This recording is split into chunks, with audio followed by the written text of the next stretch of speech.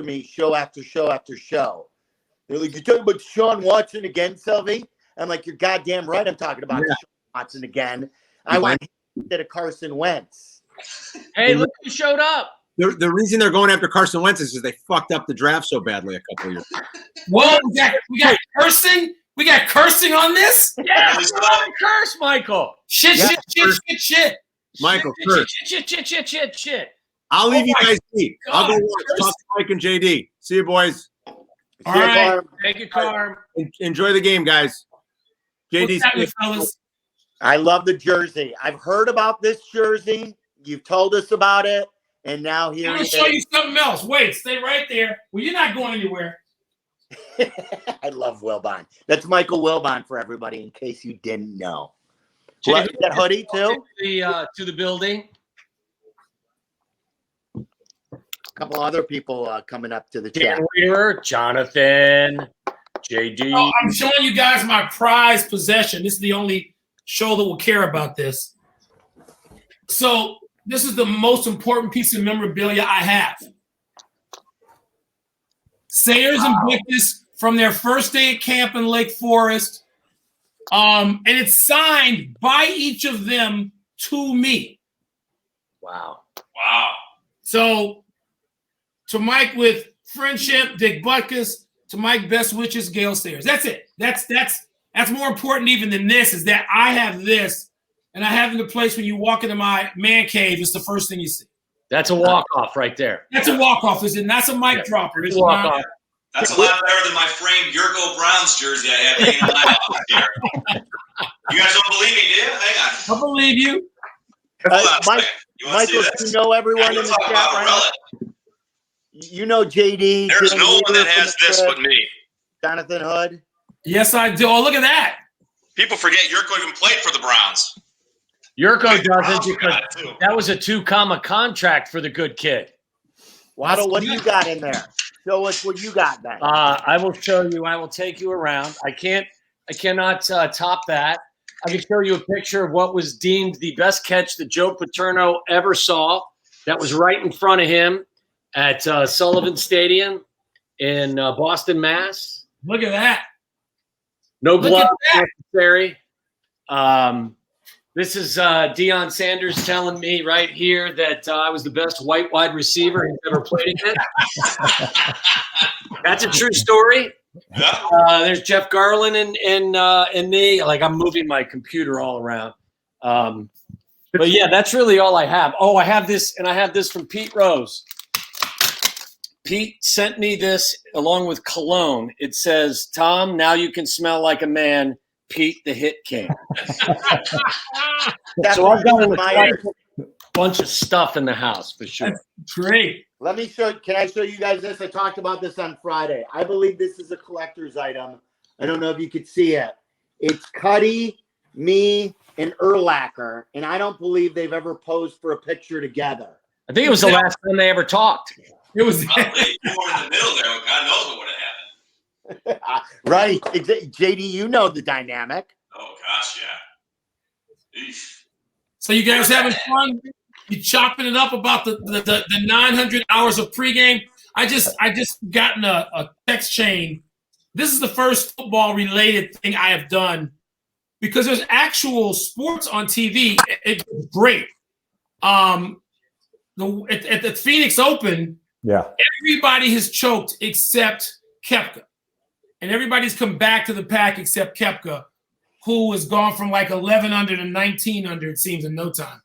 So I'm watching that. There's good NBA games on. De'Aaron Fox has become like the new Derrick Rose, and I hope that he can stay healthy. Derrick Rose news. Did you guys talk about that? Not yet. No. Tibbs? Did I spoil it? No, go ahead. Derrick Rose going back to New York to play for Tibbs. Tibbs, no matter where Tibbs goes, Tibbs will be like coaching in 15 years to try to get Derrick back. And it made me smile, and it made me a bit sad, because through no fault of anybody's, that couldn't finish. It just couldn't finish. So it's hard for me to watch, actually, because we know what Derrick Rose was on the way to becoming, and he would have been with Tibbs doing it. And Tibbs just got Taj Gibson back. It's like how much of the was he going to get Boozer off TV? How much of the how much is he going to try to rebuild in New York? So I'm watching everything. Matthew just said, "Dad, you're not watching pregame." I said, "Yeah, this is my 40th year of not watching pregame. Yeah. Except I try to watch my man James Brown, a dear friend, mentor, and neighbor.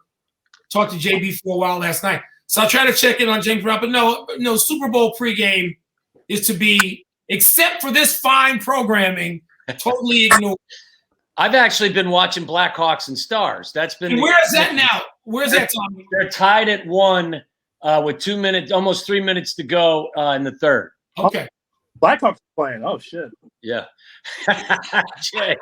Buddy, how's your back? Show doesn't have a 12-pack of Coors Light behind him on his little lamp behind his office desk.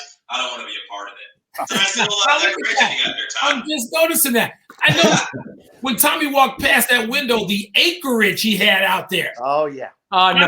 See the fountain from the office view?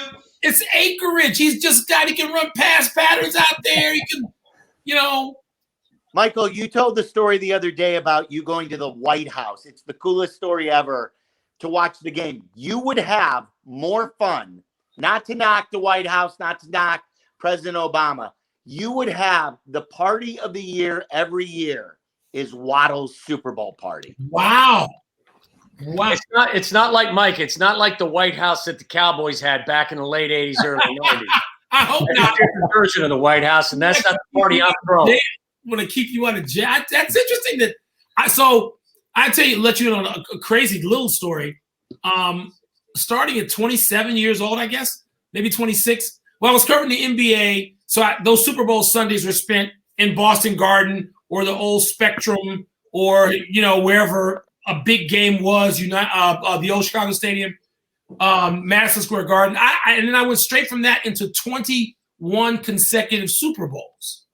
So the Bears Super Bowl in 2006 was like the first year of my life where I wasn't at a huge NBA game or the Super Bowl itself.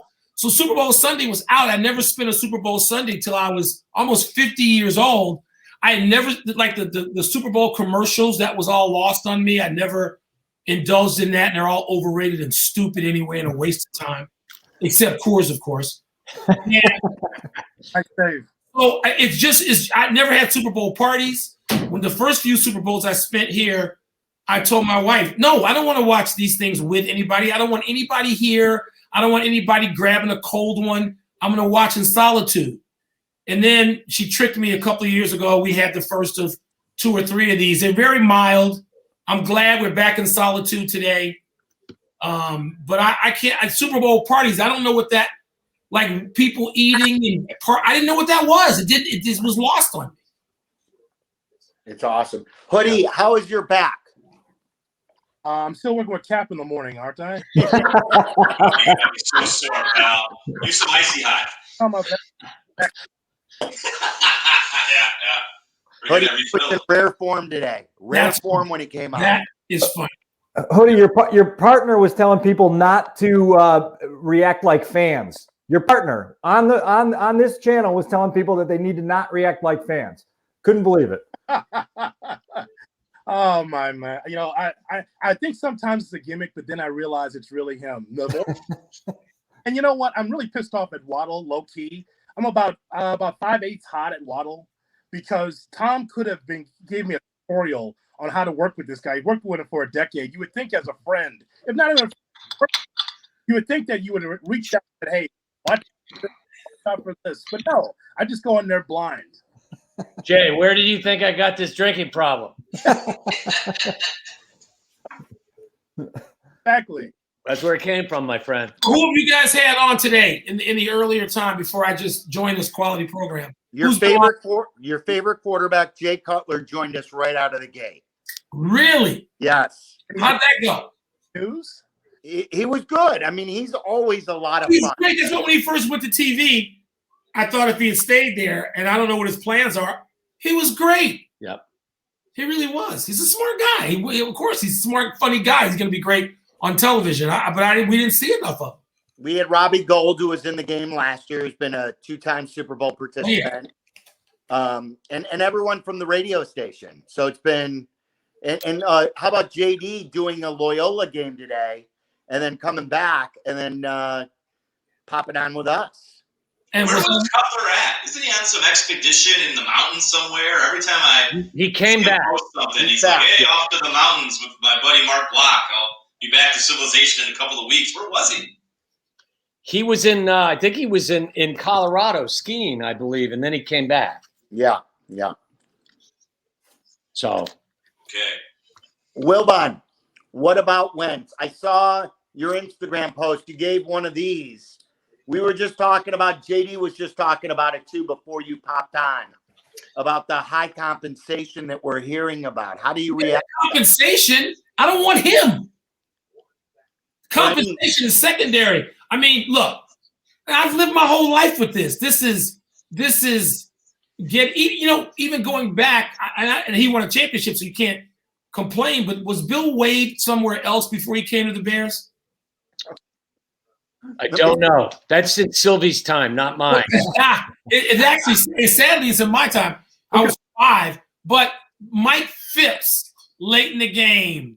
I could go through. I actually thought of them all yesterday, of a lot of them. Just guys who came late, and you're like, what is this? This is just second-rate lazy thinking. Again, out of Bears management. Second-rate, lazy, late. It's like they don't ever do they know what happened in the franchise before they got there? Do they ever take a look at it? Do you ever think they sit down and look at what has happened at the place of employment for the previous 50 years? They can't get it right. I mean, if you're going to go get some, you screwed up the draft badly, and you threw out extra compensation. So you weren't smart enough to draft one of the 2 guys that matter, and you doubled down on your own stupidity by trading up to get the guy who didn't work.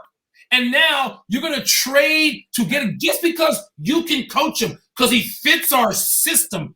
I mean, we're just loaded up for more massive disappointment. If this happens, that's what we're loaded up for. And you're going to give compensation. You should ask them to put him in a plane and send him. That's what you should be asking. I got it, Mike. Whole thing I've been talking about leading into this story about Wentz is we always talk about who we don't want. We see the free agents and we see the quarterbacks out there.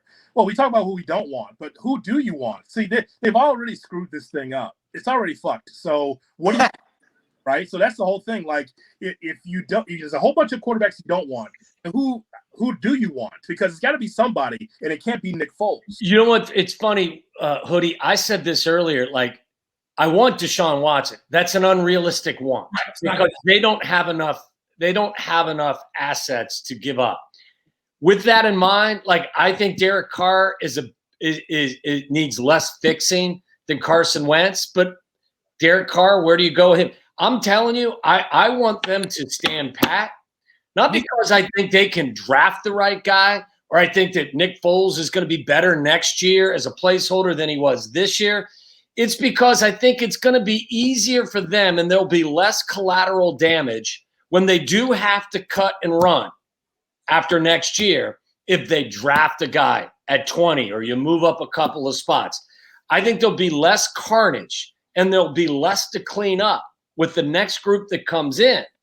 If, in fact, you remain where you are, you don't give up any of your future assets. Right. Yes. And like, you know what? You saw a team, I forget who it was. Was it the Dolphins that moved on from Josh Rosen fairly quick at a similar spot? It ain't easy, but it's better if you have to cut and run. And JD, you and Dan would be good reference point. It would be easier, in my opinion, to cut and run if you don't go out there and trade any currency and bring in somebody that's going to cost you some money.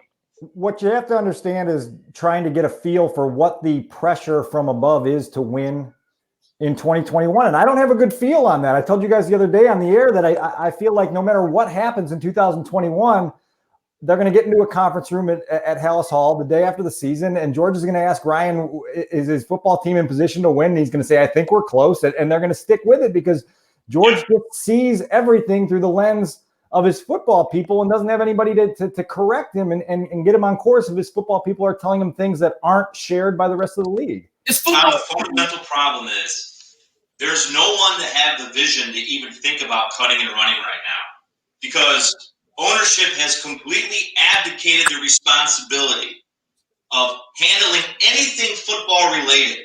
And they have entrusted these two guys to solve this problem because they know they have no wherewithal to solve the problem. They can't even hire somebody to put as a buffer between ownership and the GM to have final say over a GM's decisions. They can't even hire someone to fill that role. So you're asking them, you're expecting the family to sit there and say, well, I mean, if this doesn't work, we definitely don't want to saddle the next head coach with Carson Wentz of all people, Right. and have another undesirable contract on the books that they may be able to get out of after a year with very little, dead money or anything. But still, if they're giving assets to Philadelphia to get this guy, it doesn't matter if it's a one-year deal; it's a loss if it doesn't work.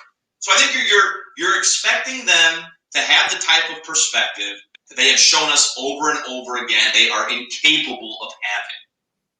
Michael, what were you going to say? There's another problem, and I amen to every word you just eloquently said. Why would I trust the two dudes why would I trust the one guy, actually, who has made so many massive mistakes already? Why would I trust him to make this selection? When I say selection, I mean selection. You mean to tell me, so did they pursue Garoppolo? I'd rather have Garoppolo than this guy, than Wentz. I mean, Wentz, to me, and I've been saying this all year. And Mark and Tommy, you guys know I've been saying this back before it had anything to do with the Bears. Carson Wentz is the most overrated, overstated, overhyped, overpraised player in the NFL in the last 2 years. I mean, they've had to go to the bullpen both times when it was necessary to move ahead in the playoffs, his team, with another guy who's not even as good as he is physically. And the praise for Carson Wentz, the continued confidence shown in him by football people. First of all, it's just, I mean, how wrong do you want to be over a period of years? And tangential to that, why would you trust Ryan Pace to pick out a used car? Right. It's why that there many of us, without malice in our hearts or our thoughts, thought that the best thing for them to do was to move on, because now you're going into another cycle of allowing somebody to make an important decision on the most important position in all of professional sports. Whose And you phone can't is that? do that. You can't do, there's no reason to think you can Whose landline is that? Whose landline is that? I don't have a landline, so it ain't Woody, no is that one. you? I see you giggling down there. Who's the oldest person here? It's not You. me. me. I got landlines aplenty. Landlines aplenty. I got shit that'll work when the shit. I don't have to worry about reception. The cell tower was hit by a big truck. I don't have to worry about that shit. Landline, god damn it. You have antenna. You got like rabbit ears behind your TV too. No, the TV's a different story, Tommy. I'm looking right now at 3 televisions, an 80 and 250s. Wow. That's my Sunday setup or my big Friday night NBA setup. So no, televisions, we got to have people who can get technology in here or die. Right. Oh, and ultimately, we got the big screens because our eyesight's not. Well, there's that too, Hoodie. That's the problem. Okay, who wants to take a piece of like we've spent very little time breaking down this game that's going to kick off in about an hour or so. Putty, who are you believing is going to walk away with the Lombardi Trophy? Blackhawk under one. Sorry, that's what I believe in, Tommy. No, I like the Kansas City Chiefs, and I've been convinced for a while that they're the Golden State Warriors in football cleats. I mean, because I don't know what lead is safe. If they're behind as 9-0, 15-0, 20-0, whatever, they have a way to come back in games. And much as I like Tampa's defense, I just think that the Kansas City Chiefs have an ability to come back if they're down in the game. So I just think 2 Super Bowl championships by the time Mahomes is 25 is quite the story. We're watching a superstar for sure, Mahomes, and I'm leaning I'm leaning Kansas City for this one in the game today. How about I think the most amazing, just before Dan, before you give us what you think, how about this factoid? If they win this game today, Mahomes and the Chiefs win today, he will have won 2 Super Bowls before he has lost 10 games in the league. How crazy is that? That's outrageous. It's outrageous. To Hoodie's point, people forget last year they were down double figures in the Super Bowl with less than 10 minutes to play, and they won by 11. You know what I mean? It was like that. You were down double figures. You walked off with a double-digit win in the span of 10 minutes. It was crazy. And so there's not enough answers to keep them down for 60 minutes. They're going to come up with something. They're going to come up with a play. Tyreek Hill's going to get loose. Kelsey's going to do something. It's just hard for me to see that team, as loaded as they are on offense, getting shut down for any length of time. Wilbon, are we boring you with the pregame talk? I know you don't like these are legitimate things and points of view that can make me think. I know I'm keeping one eye on the golf, which is, again, the golf's kind of amazing today because some of the biggest names in the world are missing 4-foot putts. The part of it, I shouldn't tell this story on the record because I'm not supposed to, but I'm going to tell it. Anyway. Yeah, please. It involves the greatest name. And by the way, just for the record out there, Michael doesn't drink, so there's probably Sprite in his cup, and he's probably got a tappy apple waiting for him afterwards. It's that sparkling water. There you go. No, I don't drink. So I was sitting. It's a name dropping thing, but the story's good. I'm sitting having I'm having a drink, probably ginger ale. Michael Jeffrey Jordan is having a cigar and whatever he's drinking. And this is in Phoenix the night before the Super Bowl, the last one there. And it's New England's in the Super Bowl against. It wasn't the Seattle. Who else played against New England? Oh, it was Seattle. It was the Seattle Super Bowl, the second Seattle. Seattle's trying to repeat. Marshawn Lynch. And there was a famous football player who I won't name, famous Hall of Fame football player there that night. And they were talking about who's going to win. And Michael's sitting there and he's mostly listening. And this famous defensive football player says, Seattle's going to win, and here's why Seattle's going to win. Here's what New England can't do. And he went fairly, 2 layers deep into coverages and stuff. And it was all fascinating, and it was well, spun yarn. Jordan takes a cigar out of his mouth and he says, I want you to listen to me. I don't care about any of this shit. Tom Brady's team is going to win the game. We clear on this? Tom Brady's going to win. Tom Brady's not going to lose to them. Something will happen, even if it has to happen late. Tom Brady will win. Betting against Tom Brady is always foolish. And I'm sitting there watching the game in my living room as they come down the stretch, and I'm thinking, Michael's going to have to eat this one. He's going to have to eat this one. He's going to have to just call up this famous Hall of Fame defensive player and say, you got it right, I got it wrong. And when he threw the pick, when Russell Wilson threw that ball and it was picked off and New England won, it was like, that's another reason why Jordan's the GOAT, because he identifies properly with the GOAT, with the other GOAT. And that was in his head anyway when he's making the pick, is that he trusts Brady for the same reasons he would trust himself. He would bet on Brady for the same reasons he would bet on himself. That even if it's Steve Kerr who has to hit the shot, even if it's Paxton who has to hit the shot, even if it's, whatever it is, this is what he understands what's going on with Brady more than everybody else understands what's going on with Brady.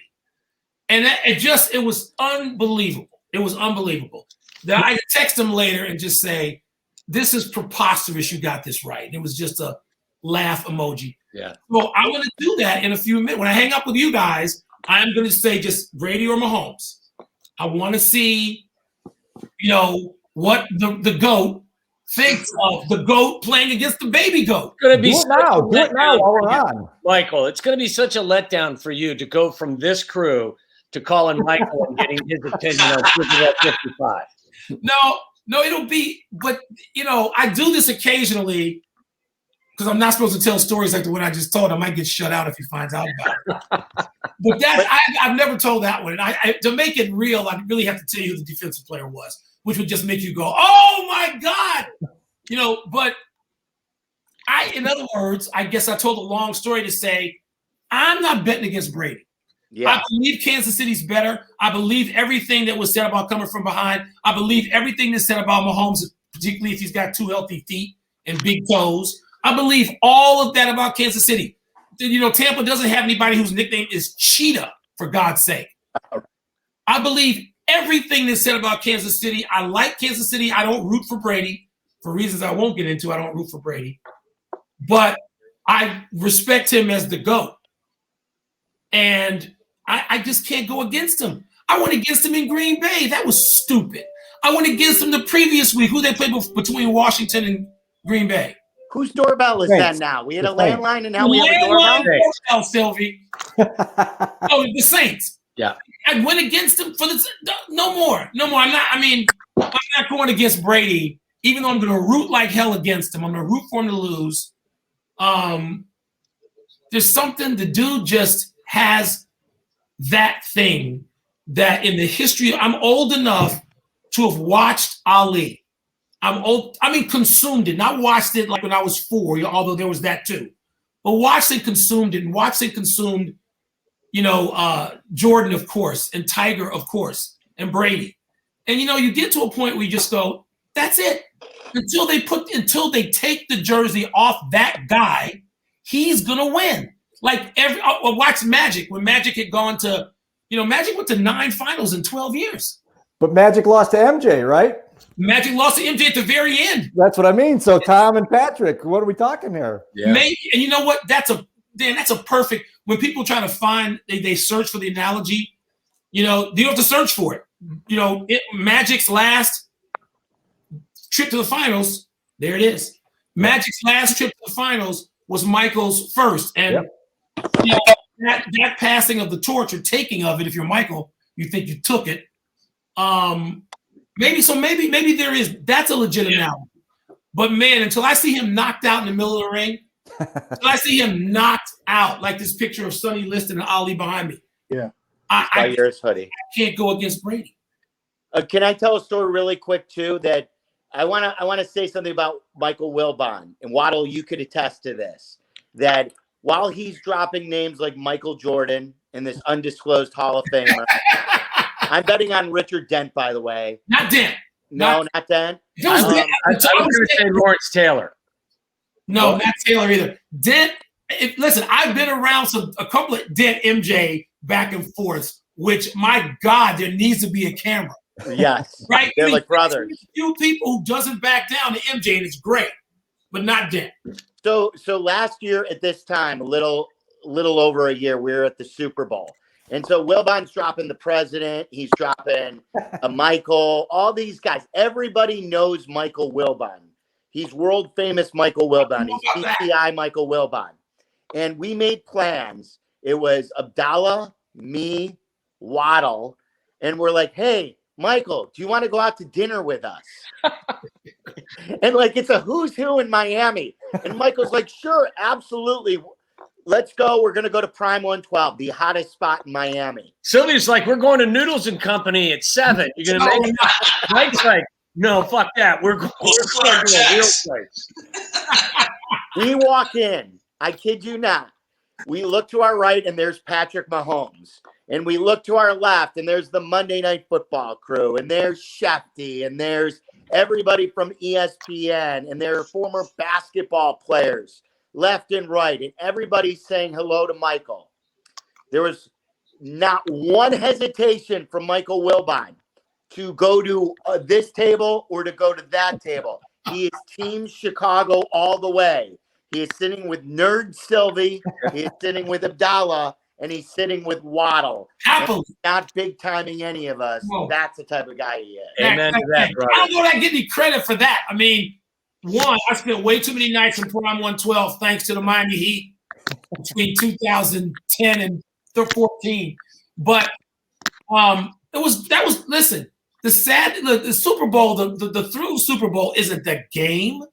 It's the hang for a week in advance. It's hanging out with you guys at Prime 112, having players come over to us and say things off the record that then we use all year because we have some insight now into something that goes on even in Chicago. So that's the fun of it. That's the fun of Super Bowl. Like the last 10 I've been to since the Bears moved in that now, so it's like 14. The last 12 or 14 I've been to, I don't care about the game. I care about the week leading up to that, and I usually go to an NBA game on Sunday or go home. Yeah. So I missed that. We're sitting there, and a very talented all-pro defensive player whose last name rhymes with Bones says that I know who you guys are going to have for quarterback next year, right? And it was really, it kind of was the start, like it was kind of the start for us to even have the conversation of what's next, what's after the Mitchell Trubisky experience. And so two things happened to me last year that dealt with Bears quarterbacks. That story from Prime 112 and running into Terry Bradshaw at breakfast one morning when he told me the story. He said, "Hey, did I ever tell you the story, being the big Bears fanatic you are, did I ever tell you the story about what happened to me when I thought I was going to be drafted number 1 by the Bears in 69? Yet another reason for 1969 to be just the most awful of years for Chicago sports fans. None of you guys are old enough to understand what I'm talking about. Cubs blowing a big lead in September. I know that happened. But before that happened, Terry Bradshaw thought he was going to be drafted by the Bears and had talked to George Halas. And Halas said, "We're taking you." And Bradshaw was so thrilled that he was going to get to be handing the ball to Gale Sayers and throwing it to Mike Ditka. He was out of his mind. And he went on a fishing trip, and there's no cell phones, there's no draft show, there's no, big board, mock, any of that crap.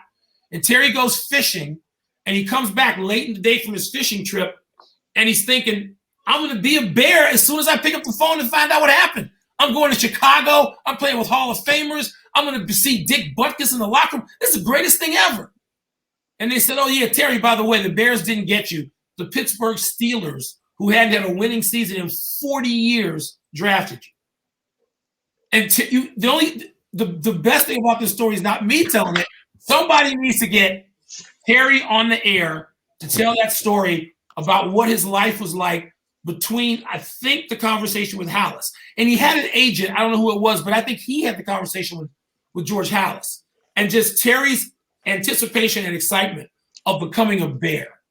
So I had that story that week, and I had the Prime 112 experience with my favorite host of radio anywhere, Mr.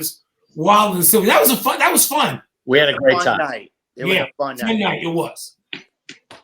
All right, you guys got other stuff to talk about. I'm going to knock out. Michael, thank you. Thank you, Mike. As always. Have fun. Wednesday as usual. Yep. You know it. All right, you guys. Be well. Michael Wilbon, every Wednesday at 5 with us on ESPN 1000. He's the best. Just to fill in the blank here, in 1969, don't worry, that's the year the Bears drafted Bobby Douglas in the second round. So obviously Terry Bradshaw, Rufus Mays out of Ohio State, the great tackle Rufus Mays, was their number 1 pick. Well, but the Bears either traded down or the Bears, once they couldn't get Terry, it must have been the coin flip.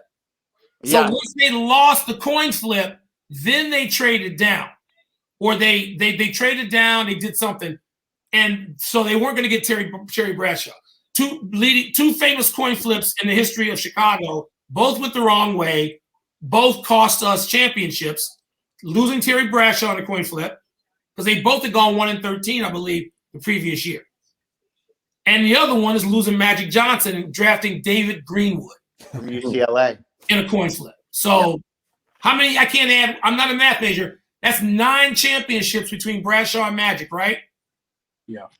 Michael made up for that pretty good with 6. Yeah, we got our payback. That's right. We got our payback. We're waiting for our Terry Bradshaw still to this day with the Bears. That's the most incredible thing. That's right. Get him to tell that story. He knows all the details, including that one about what the Bears did after and why they lost a coin flip. Well, we had our Mitch, Shaheen, and Kevin White. We had that trio. That's the worst ever. Now I'm going to go get a drink after here.